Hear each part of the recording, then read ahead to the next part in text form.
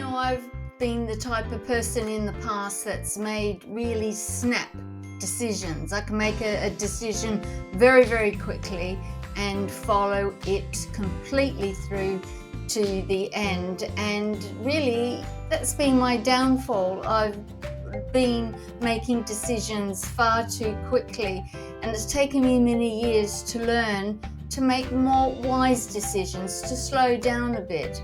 But what happens if you're the type of person who can't make decisions at all?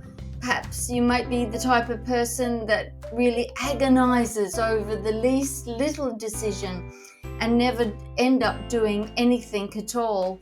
Do you decide something and then 5 years up the track you're still thinking about it? Well, if you're the type of person who finds it difficult to make decisions, this video is for you. So keep watching. Hello and welcome to Wellness for Women. I'm Paula Rose, and this is where we discuss all things health and well-being. We talk about preventative health, how to stay healthy and well so we can be strong into our older age. And I particularly address ladies who are over 50, but if you're under 50, a lot of these videos will be relevant to you, particularly this one about decision making. Somebody said to me once, a mediocre decision can still lead to positive outcomes. And I had to really think about this. And they were absolutely right. Failing to make any type of decision is more of a failure than making a wrong decision. At least if you make a wrong decision, you're moving forward. And sometimes those wrong decisions can be corrected. Other times they can't. But there's a lot of fear around making decisions, but perhaps you've had the experience of making the wrong decision and you really don't want to go down that path again. And perhaps even making the smallest decision, like what are we going to have for tea tonight, can be really, really challenging for people.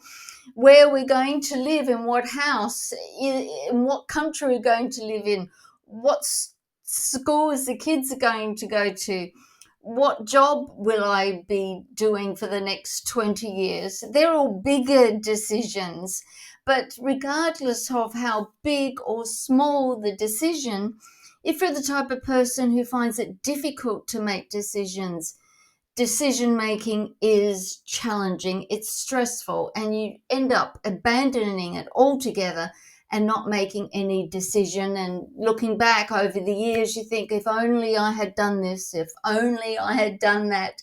But it all goes back to decision making. So we're going to talk about today how even a mediocre decision can still lead to positive outcomes. And this is really, really important to hang on to, because that will get us over fretting about whether we're making the right decision or not. We can still get good results even with a mediocre decision. And it all starts with our belief system. Now, everything on my channel, everything on my blog, and I've got nearly 300 articles on there, it talks a lot about our belief system and our mindset, because everything starts here. Everything starts with our mindset, and it all flows from there. If we have an inaccurate belief system and a negative mindset, is going to lead to very poor decisions. It's going to have an impact upon our attitudes. It's going to have an impact upon our words and our mindset. Our mindset simply means it's the way we think. And we can go for years and years and years having a negative mindset without really realizing that it's a negative mindset. But a negative mindset, a negative way of thinking, will hold us back every single time. So first of all, we need to be looking at the way we are thinking. How is my belief system affecting the way I look at myself? how is my mindset, the way that I think, affect how I view myself? Because very often we make decisions from how we feel about ourselves. We make decisions on what we believe about ourselves. If we don't believe that we can't achieve, well, we're not going to make a decision that will help us to achieve. If we have our mindset or a way of thinking on believing that we are no good, we'll never make it, no matter what I do, will never work, we will make decisions that follow that path. So we are not a product of our environment so much as we are a product of our way of thinking. And regardless of our environment, we can change our mindset. Now, this video is not about changing our mindset, but I'll link down in the show notes of many articles that I have about how to change your mindset. And perhaps we'll do a bit more in-depth video on actually doing that. So let me know down in the comments if you want to see that video, and we could go along. Because in my counseling and my coaching business, we always start my clients with their belief system. I ask pertinent questions to how they see themselves in their home life, in their work life, how they see themselves on a personal basis, because it affects our decisions so very much. And so we can put a lot of effort into being negative, of having a negative mindset. But if we put that same amount of effort, that same amount of energy in being successful, we will make successful decisions. But let's start with mediocre decisions. And so to get us over let's get us firstly over the fear of making decisions, and just accept that, hey, if I make a mediocre decision, that's okay. It still can have positive outcomes. You know, Albert Schweitzer said, success is not the key to happiness. Happiness is the key to success. If you love what you're doing, you will be successful. So we've got to change our mind, have a happy and positive mindset, which is a choice, and it would lead to happy and positive decisions. So my first point is fail to make decisions. Yes, you've heard me right. Fail to make decisions. If you're committed, ending up nowhere, you'll never make a decision. In fact, failing to make a decision is the same as choosing chaos and failure. I'll say that again. Failing to make a decision is the same as choosing chaos and failure. You know, life is messy. It is. But not making decisions invites chaos into your life. Think about that. Pause the video and think about that for a moment. Look around you. Is your space all cluttered? If it is, well, it's because you failed to make a decision to clean it up. And I've got a video about decluttering if you look on my channel.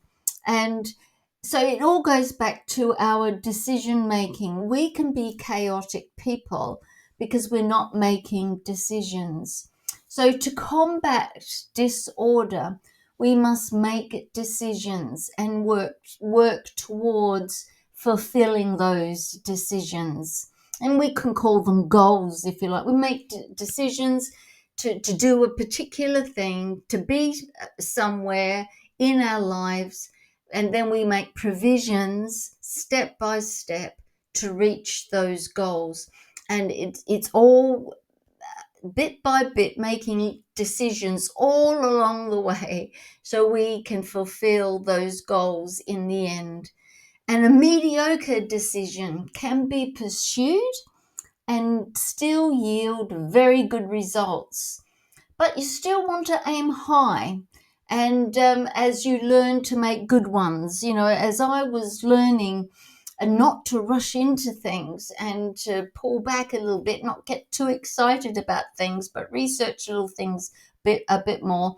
I didn't shy away from making decisions. I still made decisions, but I learned as I went along. And that's what I want you to do today, is to learn as you are going along. Don't pull back from making decisions, because remember, a mediocre decision is better than no decision at all. Now, I'm going to give you 3 very quick strategies to help you right now, and you can write them down, and you can make them, you just write the headings down, and you can make your own notes later, or run back over this video to take up a little bit more detail. And I'll put the transcripts down in my links, which is linked to the blog, my blog, and it'll take you straight to the page where all this will be written out to you. But if you want to make your own notes, do that as well. That's important. So number 1, set a deadline. Give yourself enough time to decide, and then force yourself to make a choice. Force yourself to make a choice. I've got a friend who's terrible about making decisions, and just up until a couple of weeks before she got married, she couldn't make a choice of what she was going to wear, and it was just incredibly stressful. And it was stressful for a lot of the people that were supporting her as well. And I know that even people who have been offered jobs and they can't make a decision whether to take the job or not, or whether it's the right thing, and they end up missing the opportunity altogether. And some opportunities only come along once in a lifetime, and so we need to be very careful on how we make choices. So I'll say that line again: give yourself enough time to decide, and then force yourself to make a choice. The deadline might be 1 minute, it might be 1 month, but set a reasonable deadline to gather the necessary information you need to make the choice. So that's number 1, set a deadline. Number 2 is to know your values. And this is where knowing yourself comes in. That's where knowing myself comes in, how we understand how we feel. What do I believe? Do I believe in God? Am I a Christian, or am I something else? What are my values? And out of my belief system, what are my values for living? How do I treat other people? How do I treat myself? Am I Lord abiding? And how do I behave in society? How do I contribute to society? All these add up to our values. So we need to make the right choices for ourselves. Even for a start, it may be a mediocre decision. Know your values, know what's really in your heart and what's important to you. How do you live your life? And so when you've got something in front of you, that will help you, because you think, well, does this resonate with my values? Does this resonate to where I am right now? Does this resonate with the values that my family have, so I could help my family? So knowing ourselves, our values, what we believe, what's important to us, and how we want to live, and how we treat others, how we treat ourselves, is really, really important in the decision-making process. Number 3 is to know your goals. Now, this is really important, because if you don't aim for anywhere, you will get nowhere. And goals help us to aim for something. Make your decisions in line with your goals, and then you rarely make a poor choice. And this is really important, because if you have a goal, for instance, and that you want to do nursing training, for example, but something else comes along that takes you in a different direction, well, if you stick with your desire, your value of wanting to be a nurse, you know that the other choice that can float by and you can pursue your goals. If your goal is to go away on holiday, perhaps you're retired and you want to buy a caravan, for example, and you want to see a bit of the country, you wanted to do a bit of wild camping, and I've done wild camping, it's really exciting, I really love it. And that is your goal and you've had it, but something else comes along and points you in a different direction. Don't abandon your original goals for something that sounds exciting for the time, because you may end up making the wrong choice. So it's important to know your goals, understand what's really important with you, for you and with you, and because your progress in life will stop until you make a decision. I went back to university when I was in my mid 50s. I'm 69 now. And I went back to university and I had to make that decision. And I had, except a colleague that worked with me and who was actually my training officer, because when I was employed as a Protestant minister, we had a training officer. She really encouraged me to go back to university. But everybody else I knew said, oh, you're too old, or you can't afford it, or you're this, you don't want to waste your time with that. You're coming to the end of your life. I mean, I was in my 50s coming to the end of my life. You don't want to do that, do you? And so, but I had to stay true to what my goals were, my goals in my heart. I knew what I wanted to do, and a university degree was part of that goal. So I pursued it. It took me 4 years to get a Master of Arts in Counselling and Professional Development, but I got it. And a lot of people said, well, I didn't think you would do it. I didn't think you'd stick to it. And so really it's important to know our goals, what's important to us, because remember, even if we make a mediocre decision, we still can get good results. And for me there, it was not a mediocre decision, it was a good decision. So these are a couple of strategies to help you to overcome the fear of decision making. And I'm going to make another video, possibly I'll drop it next week, to build upon this, to give you another step. So if you enjoyed this video, please like and subscribe. Let's build this channel so we can get our voices heard out to women who need encouragement in health and well-being, in holistic care and mental well-being and preventative care, because I always think it's better to prevent illness and disease rather than being in the middle of it and thinking, what am I going to do now? So this is what Wellness for Women is all about, is to help you to have a happy, healthy and well life. And remember to live life on purpose, because we only have one life, so enjoy it, because your wellness matters. And I'll see you in the next video. Bye-bye for now.